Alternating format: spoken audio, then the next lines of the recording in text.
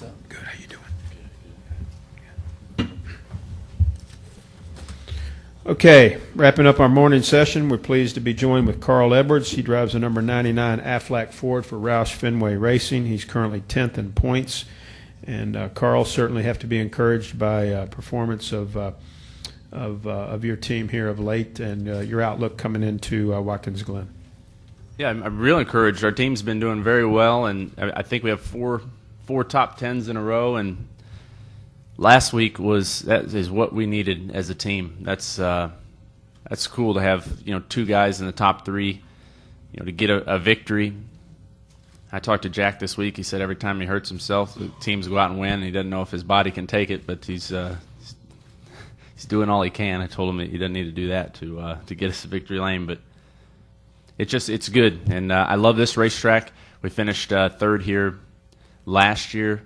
The year before that, I thought we had a chance at the win, and I ran it off in the dirt, hit the tires, finished 8th or something like that. But this is a really fun track for me. I think it's one of the most fun tracks we go to, so I feel pretty good. Okay, we'll start with Claire and then come over to Dave. Go ahead, Claire, please. Carl, we're talking about qualifying tomorrow. We're talking about passing, and it's amazing to think that you started 33rd and gained 30 spots here at Watkins Glen. Can you talk about that, to finish third from that position and what it was like? That's something Bob and I talked about. We have to qualify better. I don't know what I'm doing wrong or what we're doing wrong with the car, but it always seems like here after qualifying, we're walking around hanging our heads going, man, we're not that fast. And then at the end of the race, we're always, one of the 2 or 3 fastest race cars. So I have a feeling it'd be a lot easier to run third or second or first if we would start near that position. So that's something we're going to focus on. The format is going to make it, I think, a little bit more difficult with having a day between practice and qualifying and running the nationwide car and stuff like that. So I think it's going to be a little tougher.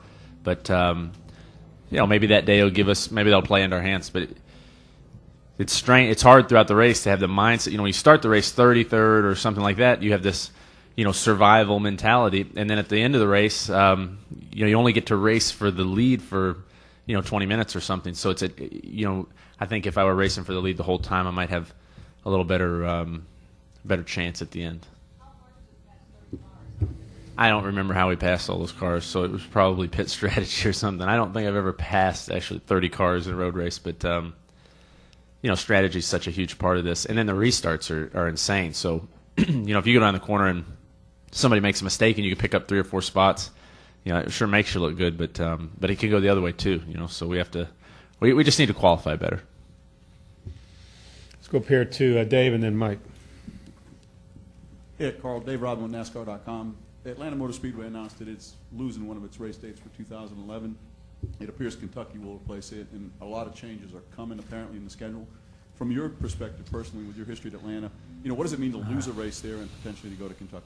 Man, that's a tough one. I think Atlanta's one of, if not the greatest oval that we go to. I think it's the most. That track has all of the things that make racing fun. It's got history. It's got a surface that's really fun to race on. The fans there are very knowledgeable about racing. It's a grueling race. It's fast. It's exciting. And so to lose a race there is, that's to me especially. It's a little sad just because I love that place. Every time I come through the gates, it reminds me of that weekend. I won my first 2 races in these 2 series. So to go to Kentucky though, those fans there, I mean they really really love NASCAR racing. So that'll be if that's what happens. Then I think that all of us will enjoy going to Kentucky. And in the end, it would be pretty neat if, I don't know the politics or the money or whatever, how all this works, but it'd be kind of fun just to go to all the tracks one time, to go to, 36 different tracks. It's fun to go to, like Road America this year. That was a blast, to go to a new racetrack. Coming to these road courses once a year, I think is special. Not only for us, but for the fans, to have an event once a year. So maybe it'll work out better. Maybe it'll let more fans enjoy the sport. Go ahead, Mike.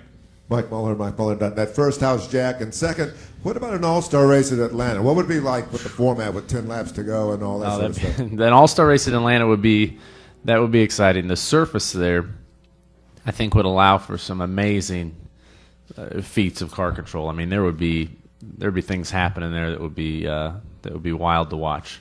You know, at Charlotte, the surface is aging. It's getting better, but at Atlanta surface is. I mean, you could drive the cars down in there just sideways, smoking tires. I mean, it would be a pretty neat race.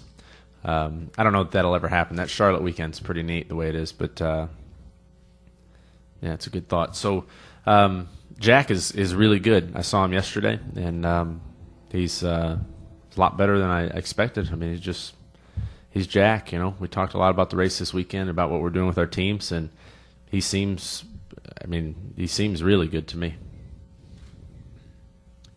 Question over here from Sean. Thanks for asking about Jack too, by the way.